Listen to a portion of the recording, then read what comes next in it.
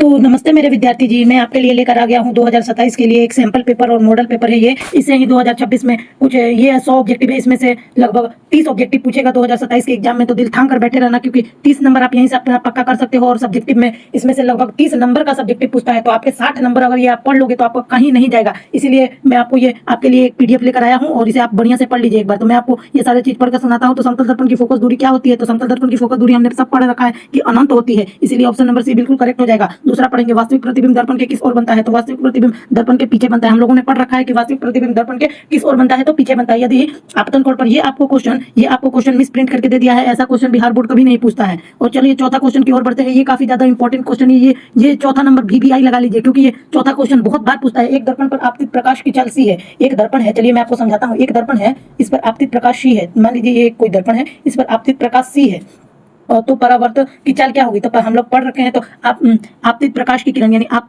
जो किरण आ रही है तो उसी तरफ से जाएगी, और हम लोग यहाँ पर बीच में लंब डाल देंगे तो यहाँ पर 90 डिग्री हो जाएगा। हम लोगों ने सब कुछ तो पढ़ रखा है। तो यहाँ से C से आएगा, तो यहाँ से क्या तो जाएगा? तो C/2। क्या से जाएगा? तो C/2। तो ऑप्शन नंबर ए बिल्कुल करेक्ट हो जाएगा। गोलीय दर्पण में कांति चिन्ह पाटू के अनुसार मूल बिंदु कहाँ से लिया जाता है? तो वक्रता केंद्र पर। वक्रता केंद्र पर हम लोग लेते हैं। जब प्रकाश सघन से विरल, सघन माध्यम आप लोगों ने पढ़ा होगा। देखिए ये इसमें मान लीजिए पानी रखा है, और देखिए मैं आपको बनाता हूँ कुछ बढ़िया।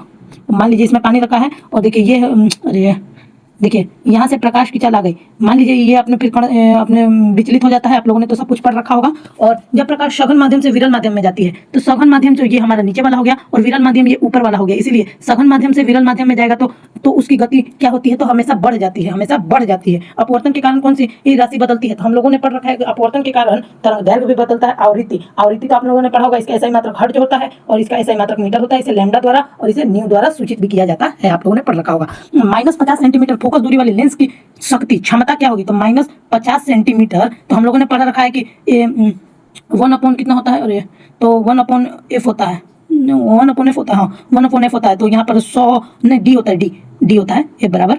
ठीक है, यहाँ पर हो जाएगा, तो इसे हम कटा देंगे।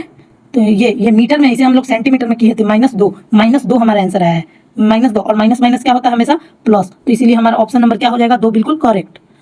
तेल लगा हुआ कागज हमेशा क्या होता है? तो पारभाषक होता है। प्रकाश की चाल न्यूनतम किसमें होती है? तो वायु में होती है। निम्नलिखित में किस भाग पर मानव नेत्र में किसी वस्तु का प्रतिबिंब बनता है? तो कहाँ बनता है? तो दृष्टि पटल पर। नेत्र का पारदर्शी अग्रभाग क्या कहलाता है? तो आइरिस कहलाता है। बाइफोकल लेंस द्वारा कौन सा दोष सुधारा जा सकता है? तो देखिए मैं आपको एक ट्रिक बताता हूँ। निकट दृष्टि दोष, देखिए ये हो गया उत्तल लेंस, ये हो गया अवतल लेंस, और एक होता है बाइफोकल लेंस। ये लेंस जो होता है, इसमें ऐसे ऐसे ऐसे और एक बिंदु पर मिल जाता है। इसमें भागता है, और इसमें तो मैं ऐसे भी जाता है और फिर भागते भी रहता है। बाइफोकल लेंस की यही खूबी, ना उसमें दूर का अच्छा दिखेगा ना भीरू का, इसलिए इसे जरा दृष्टि दोष आंसर हो जाएगा।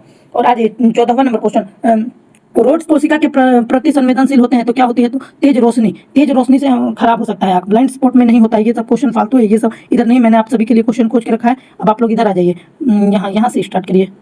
कहाँ गया? रुकिए विद्यार्थी, मैं आपके लिए देखिए यहाँ से, देखिए 31 नंबर से अभी स्टार्ट होगा। ग्लूकोज का रासायनिक सूत्र C6H12O6, इसलिए ऑप्शन नंबर सी बिल्कुल करेक्ट हो जाएगा। निम्नलिखित में कौन सा संतुलित नहीं है? तो ये आप लोग को चेक करना है। कोई लाल लिटमस पत्र को नीला कर देता है। एक नंबर आपको यहाँ से कंफर्म करना है। तो क्या पूछ रहा है क्वेश्चन? यदि कोई विलेन लाल लिटमस पत्र को नीला कर देता है, यानी इसका फॉर्मूला होता है अनील।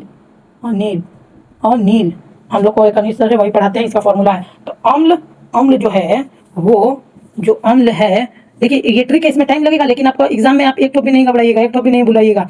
अम्ल जो है, देखिए अम्ल जो है वो क्या करता है? तो वो कोई नीले लिटमस पत्र को लाल कर देता है। क्या कर देता है? लाल कर देता है। अम्ल नीले लिटमस पत्र को लाल कर देता है। अम्ल का pH मान क्या होता है? हम लोगों ने पढ़ रखा है। अम्ल का pH मान 7 से कम होता है। क्षार का pH मान 7 से अधिक होता है। इसलिए इस क्वेश्चन में आप लोग कभी भी मत घबराइएगा। यशत पुष्प, ये एक बहुत अच्छा सवाल है। यशत पुष्प क्या है? यशत पुष्प एक जिंक से किसी मतलब कि मैं क्या कहूँ, जिंक से किसी धातु को लेपित करने की एक प्रक्रिया है। इसीलिए ऑप्शन नंबर ए बिल्कुल करेक्ट आंसर हो जाएगा। निम्नलिखित में से गैस चूने का पानी को दूधिया कर देता है, तो CO2।